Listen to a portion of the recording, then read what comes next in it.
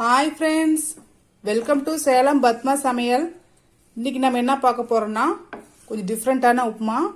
பார்த்தீங்கன்னா காஞ்சிபுரம் உப்புமா. இது பார்த்தீங்கன்னா நல்லா தூக்கெல்லாம் மிளகெல்லாம் போட்டு தேங்காய் தூள் போட்டு பண்ண போகிறோம். டேஸ்ட்டும் டிஃப்ரெண்ட்டாக இருக்கும். நார்மல் உப்புமா விட இது கொஞ்சம் டிஃப்ரெண்ட்டாக இருக்கும். எல்லாருமே லைக் பண்ணி சாப்பிடுவாங்க. வாங்க போய் பார்க்கலாம். அதுக்கு முன்னாடி நம்ம சேனல் இப்போ தான் புதுசாக பார்க்குறீங்கன்னா சப்ஸ்கிரைப் பண்ணிக்கோங்க. பக்கத்துக்கு பெல் பட்டனையும் கிளிக் பண்ணிக்கோங்க. இப்போ பாருங்க, நான் ஒரு பேன் வச்சிருக்கேன். நான் இதில் இந்த 1 கிளாஸ் அளவுக்கு ரவை வச்சிருக்கேன். இதை போட்டு மீடியம் ஃப்ளேமில் கொஞ்சம் நல்லா வறுத்துக்கலாம்.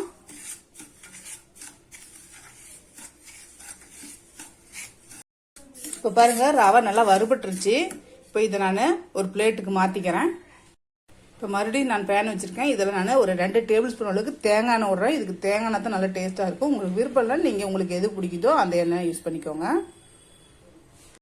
இப்போ நான் 1 டேபிள் ஸ்பூன் அளவுக்கு மிளகு வச்சிருக்கேன். அதை போடலாம். அது நல்லா கொஞ்சம் பொரியட்டும்.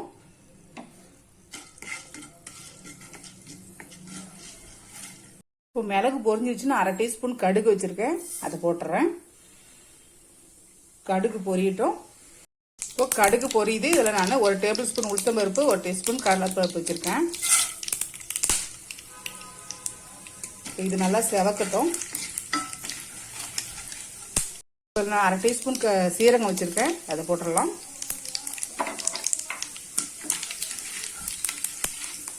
இப்போ நான் ஒரு பெரிய சைஸ் வெங்காயம் இந்த மாதிரி பொடியாக கட் பண்ணி வச்சிருக்கேன். அதை போட்டுடலாம்.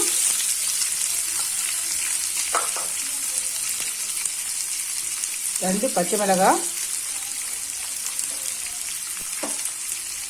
ஒரு சின்ன துண்டு இஞ்சி, கொஞ்சமாக கருவேப்பிலை. இந்த வெங்காயம் கொஞ்சம் நல்லா வதங்கட்டும்.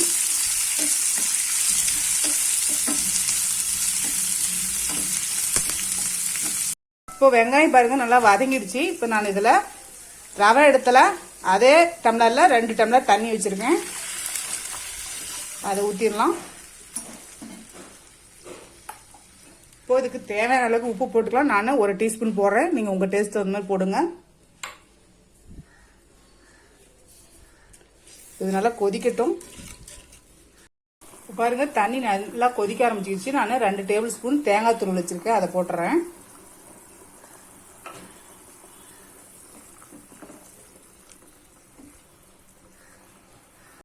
இப்போ நான் இந்த வறுத்த ரவைய ஃப்ளேம் மீடியம்ல வச்சு நம்ம கொட்டி அப்படியே கிண்டிக்கலாம்.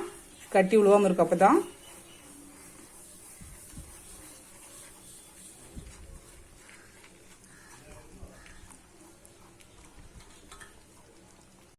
இப்போ நான் இதை மூடிட்டு ஃபுல்லா ஃப்ளேம் குறைச்சி ஒரு 5 நிமிஷம் வச்சிடுறேன். ஓபன் பண்ணிக்கலாம்.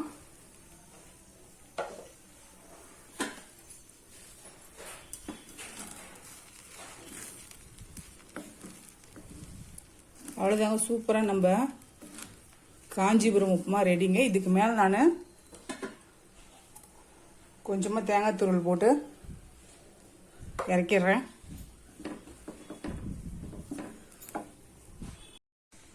இப்போ பாருங்க, நம்ம செஞ்ச இந்த காஞ்சிபுரம் உப்புமா ரெடி ஆயிடுச்சு. இதுக்கு சட்னி சாம்பார் கூட தேவையில்ல. நம்ம சும்மா சக்கரை மட்டும் வச்சு கூட சாப்பிடலாம். டேஸ்டா இருக்கும். நீங்களும் ட்ரை பண்ணி பாருங்க. இந்த வீடியோ உங்களுக்கு பிடிச்சிருந்தாக்கா லைக் பண்ணுங்க, ஷேர் பண்ணுங்க, கமெண்ட் பண்ணுங்க.